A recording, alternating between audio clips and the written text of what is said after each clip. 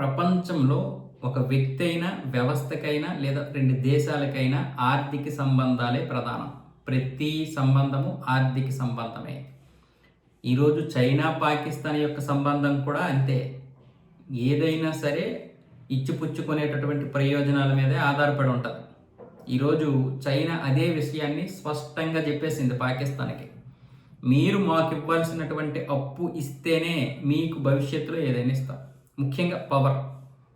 ఈ కరెంట్ ఏదైతే ఉందో విద్యుత్తు, దీనికి సంబంధించి వీళ్ళు 43,000 కోట్ల పాకిస్తాన్ రూపాయలు ఇవ్వాలి. అంటే $1.2 బిలియన్ పాకిస్తాన్ చైనాకి ఇవ్వాలి.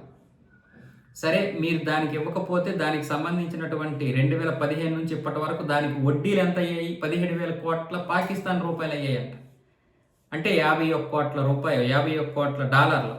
దీనికి సంబంధించి మీరు డబ్బులు చెల్లించండి అని చైనా మొదటి నుంచి అంటుంటే, ఇప్పటి వరకు దీనికి సంబంధించి పాకిస్తాన్ ఇదిగో ఇస్తాం అని చెప్పి ఇప్పుడు ఒక 2-3 సంవత్సరాల నుంచి మీరు దీన్ని మాఫీ చేయండి అని కోరుకుంటుంది.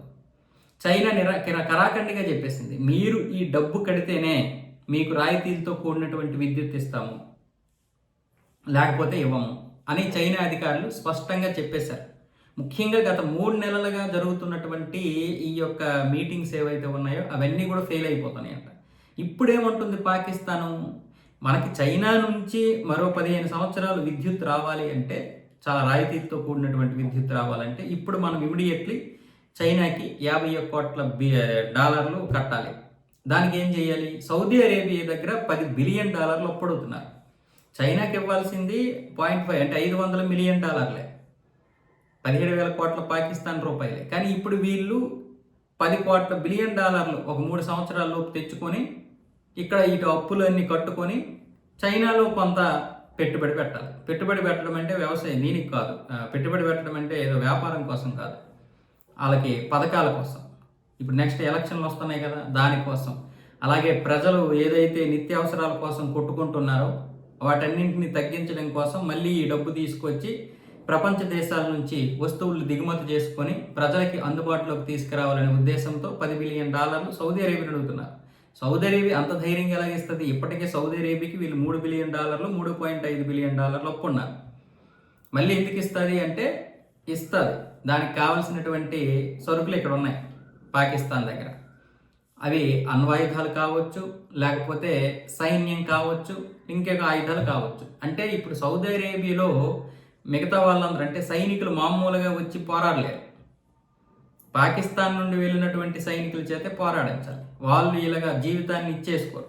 అంటే దేశం కోసం వాళ్ళు ఇదే పోరాడతారు, కానీ బార్డర్లో ఉండి మరి దేశాన్ని రక్షించాలి అనే సూత్రానికి వాళ్ళు పెద్దగా కట్టుబడి ఉండరు. కాబట్టి ఇప్పుడు పాకిస్తాన్ నుండి సైన్యాన్ని తీసుకొని వెళ్ళి అక్కడ వీళ్ళు మోహరించాలని చూస్తుంది సౌదీ అరేబియా. అందుకే దీనికి సంబంధించి 25 సంవత్సరాల ఒప్పందం చేసుకుని ఇప్పుడు దీనికి ఒక $3-4 బిలియన్ అయితే అప్పిస్తుంది. ఒకేసారి $10 బిలియన్ ఇవ్వదు, కానీ సంవత్సరానికి ఇంత అని చెప్పి ఎంతో కొంత మొత్తానికి అప్పు ఇచ్చేసి ఈ సైనికులు ఎవరైతే వస్తారో పాకిస్తాన్ నుంచి వాళ్ళకి ఇంత డబ్బుని చెల్లించేస్తుంది. ఇక్కడ అప్పు ఇస్తుంది. అప్పు ఎందుకు ఇస్తుంది అంటే పాకిస్తాన్ని తన గుప్పిట్లో పెట్టుకోవడానికి. చైనా ఏ విధంగా అయితే అప్పు ఇచ్చేసి ఇప్పుడు తన గుప్పిట్లో పెట్టుకుందో అదే విధంగా పాకిస్తాన్ని కూడా సౌదీ అరేబియా గుప్పిట్లో పెట్టుకుంటే రేపు పాకిస్తాన్ ఎలా ఆడమంటే అలా ఆడుతుంది అనే ఉద్దేశంతో సౌదీ అరేబియా ఇప్పుడు అప్పు ఇవ్వడానికి సిద్ధపడింది. అందుకే అప్పుడు నా అప్పు నాకు తీర్చండి అన్నటువంటి సౌదీ అరేబియా ఒక్కసారిగా పాకిస్తాన్కి అప్పు తీర్చకపోగా తిరిగి అప్పిస్తానని చెప్పింది. ఎందుకంటే ఇందుకే ఇప్పుడు చైనా ఏముంటుంది, ఇప్పుడు నువ్వు ఫస్ట్ నాకు 51 కోట్ల కట్టు అంటుంది.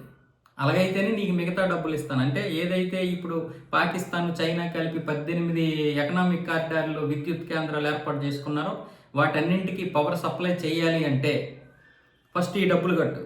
ఈ 17,000 కోట్ల పాకిస్తాన్ రూపాయలు కట్టే, లేదనుకుంటే $1.5 బిలియన్ మొత్తం కట్టు అంటుంది. $1.5 బిలియన్ అంటే పాకిస్తాన్ రూపాయల్లో చెప్పాలి అనుకుంటే 50,000 కోట్ల పాకిస్తాన్ రూపాయల పైగానే ఉంది.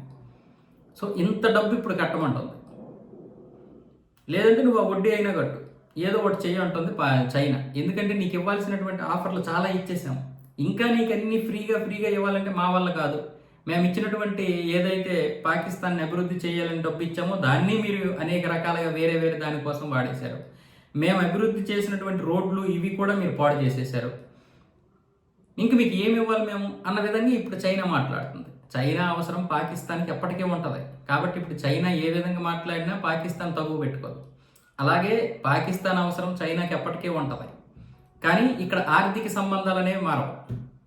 వీళ్ళిద్దరు సంబంధాలు తెగిపోకుండానే ఈ ఆర్థిక సంబంధాలు కొనసాగుతూ ఉంటాయి.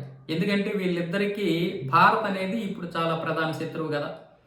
కాబట్టి పాకిస్తాన్ని చైనా వదులుకోదు, చైనాని పాకిస్తాన్ వదులుకోవు. ఎందుకంటే ఈ రెండు దేశాలు దెబ్బలాడుకుంటే అది భారత్కి లాభమేమని వీళ్ళు బలం. ఎందుకంటే ఈ రెండు దేశాలు ఒకరినొకరు వదులుకుంటే అది భారత్కి లాభమేమని ఈ రెండు దేశాలు భావిస్తాయి. ఇలాంటి పరిస్థితుల మధ్య ఇప్పుడు పాకిస్తాన్ ఉంది. అంటే అప్పులు తెచ్చుకొని అన్ని దేశాలకి సరెండర్ అయిపోద్ది ఇప్పుడు.